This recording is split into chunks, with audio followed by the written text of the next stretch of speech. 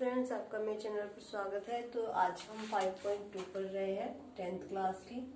तो 5.2 में क्या है, आपकी एपी ही है। एपी के बारे में पहले हमने क्या पढ़ा है, कोई भी सीरीज जिसका डिफरेंस आपका हर एक पद का सेम आता है तो वो हमारी एपी होती है। ठीक है, ये हमने पढ़ा है। और हमने क्या पढ़ा है कि हमने उनके आगे के पद निकालने सीखे हैं। पद कैसे निकालते हैं, A1 तो आपका A के इक्वल होता है। अगर हमें A2 निकालना है तो हम A में डिफरेंस ऐड कर देते हैं तो वो हमारा क्या हो जाता है, उसका आगे का पद हो जाता है। इसी तरह से हमने A3 निकाला, जो A2 था उसमें डिफरेंस ऐड कर दिया। ठीक है, तो देखिए आपका जो ये A2 था इसे हम यूं भी लिख दें A3 - 1 + D, तब भी कोई दिक्कत नहीं है। 3 में से 1 गया तो 2 ही बन जाएगा, आपका A2 बन गया। ठीक है, अब ऐसे ही हमने आगे के उसके पद निकाले। 4th निकालना था तो 3 में ऐड कर दिया।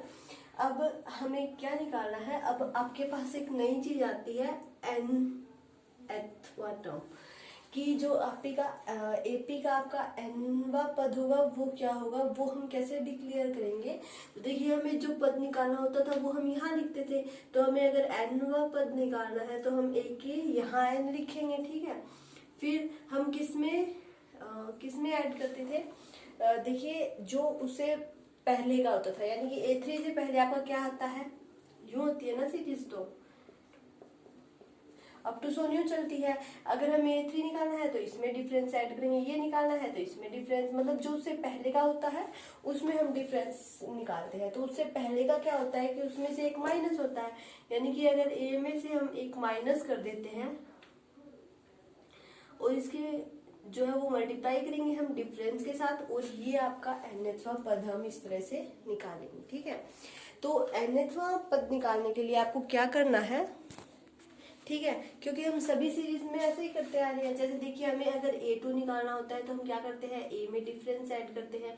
A3 निकालना होता है तो हम A2 में डिफरेंस ऐड करते हैं। A2 को हम क्या लिख सकते हैं, ये भी तो लिख सकते हैं A + D लिख सकते हैं, कोई दिक्कत नहीं है।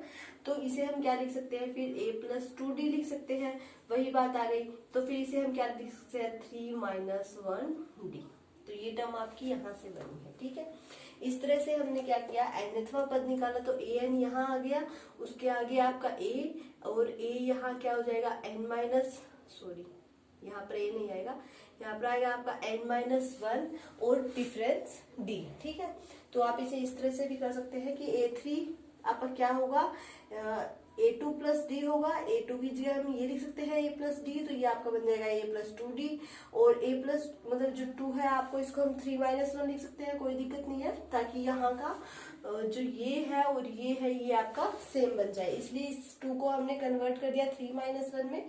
तो इसी तरह से हम अगर हमें nthवां निकालना है तो हम कैसे निकालेंगे, n-1 और D इस तरह से निकालेंगे। तो आपको ये फॉर्मूला याद रखना है, आपका हर जगह यही फॉर्मूला यूज होगा। ठीक है, तो इसके साथ ही अब हम क्वेश्चन स्टार्ट करते हैं। इसके आपके 5 पार्ट है, अभी कर लेंगे जल्दी जल्दी। बस एक ही फॉर्मूला आपको बस यही याद रखना है कि an आपका किसके इक्वल होता है, कि अगर हमें किसी एपी का nthवां पद निकालना हो तो हम कैसे निकालेंगे, तो उससे आपका पूरा ये क्वेश्चन आज सोल्व हो जाएगा। ठीक है, जैसे देखिए फर्स्ट क्वेश्चन है आपको A दिया गया है 7 है, D दिया गया है 3 है, N दिया गया है 8 है, और जो AN है वो हमें निकालना है।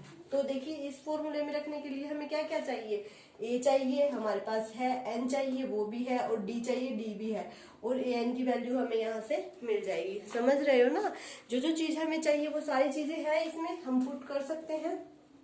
AN = A आपका 7 है, प्लस N आपका 8 है, -1 D आपका 3 है। ठीक है, 7 + 7 × 3 = 28। तो हम क्या कह सकते हैं कि जो आपकी AN की वैल्यू होगी वो कितनी होगी, 28 होगी। तो आपको क्वेश्चन इस तरह से सोल्व करना है। जैसे देखिए नेक्स्ट पार्ट करते हैं इसका। A दिया गया है हमें कितना है, -18, D की वैल्यू हमें निकालनी है, N दिया गया है आपका 10, और AN आपका दिया गया है 0। पुट कर दो इसी फॉर्मूले में। AN की वैल्यू आपकी कितनी दी गई है, 0 = A की वैल्यू -18 प्लस एन आपका 10 दिया गया है -1, डी की वैल्यू हमें निकालनी है, ठीक है। जिसकी वैल्यू निकालनी है उसे वही रख लेना। तो ये माइनस का 18 है, इस तरफ आ जाएगा प्लस का 18 हो जाएगा। ये 10 में से बन गया तो 9d, तो 9d इज इक्वल टू में 18, डी की वैल्यू 18/9, डी की वैल्यू आपकी क्या आ गई 2 आ गई। सारे क्वेश्चन आपको इसी तरह से सोल्व करने हैं। देखो कितनी आसानी से सोल्व हो रहे हैं, बस आपको फॉर्मूला लगाना है। इसमें हमें क्या करना है, ए की वैल्यू निकालनी है। थर्ड पार्ट पर आ गए हैं हम। ए की वैल्यू निकालनी है, डी आपका -3 है, एन आपका -18 है और ए एन आपका -5 है, ठीक है। रखो ए एन यहाँ आएगा, ए की वैल्यू तो हमें निकालनी है। एन आपका कितना है 18 -1, डी कितना है -5, A plus 17 -3 -5 is equal to A -51 -5 plus इधर आ जाएगा प्लस का हो जाएगा इज इक्वल टू ए। तो ए की वैल्यू आपकी आ जाएगी 46।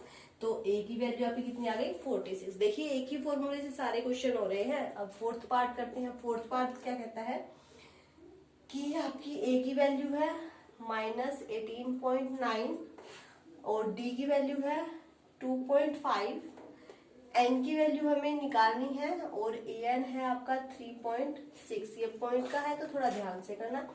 तो 3.6 is equal to 18.9 plus n की वैल्यू तो हमें निकालनी है, डी आपका आ जाएगा 2.5। ये माइनस का है, इस तरफ आ जाएगा तो प्लस का हो जाएगा n-1 2.5। ये यहाँ मल्टीप्लाई में है तो यहाँ आकर डिवाइड में बन जाएगा। तो n-1 जो है वो आपका इक्वल आ जाएगा 3.6 प्लस 18.9 बाय 2.5। इतना क्वेश्चन क्लियर है। अब हम क्या करते हैं, इसे सोल्व कर लेते हैं। यहाँ कर लेते हैं n-1 जो है वो आपका इक्वल हो जाएगा, देखिए 36/10 189,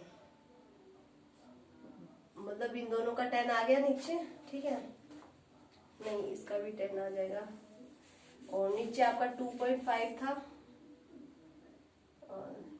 और इसका 10 आपका ऊपर चला जाएगा, ठीक है। चलो पॉइंट ही लगा लो 3.6 और नीचे आपका 2.5। इसमें ये जोड़ेंगे हम 18.9 में 3.6 22.5 आ जाएगा, ठीक है। और ये आपका 2.5 है, इनका कैंसिल हो जाएगा, ये इससे हम काट देते हैं।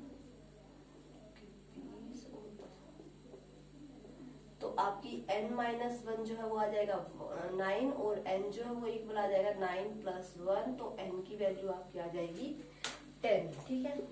चेक कर लेना कैलकुलेशन में कहीं गड़बड़ ना हो गई हो, ठीक है। पॉइंट वाला था नहीं थोड़ा।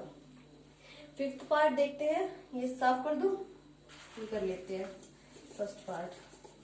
तो फिफ्थ पार्ट आपका क्या कहता है कि a है आपका 3.5 के इक्वल और d आपका 0 है, n आपका 105 है और a n की वैल्यू आपको निकालनी है, यानी कि a 3.5 है, n 105 -1, d की वैल्यू 0 है। इसके साथ ये मल्टीप्लाई हुआ तो ये तो सारा आपका क्या बन गया 0 बन गया, ठीक है। तो a n की वैल्यू आपकी क्या आ गई 3.5 आ गई। बस ये तो सबसे आसान था। तो इसी तरह से आपको एपी के क्वेश्चंस करने हैं। अगर आपको nthवां पद निकालना पड़ जाए तो आप कैसे निकालेंगे मैंने आपको बता दिया है, आप कर लेना, ट्राई करके देख लेना। कोई दिक्कत आती है तो कमेंट करके बता देना।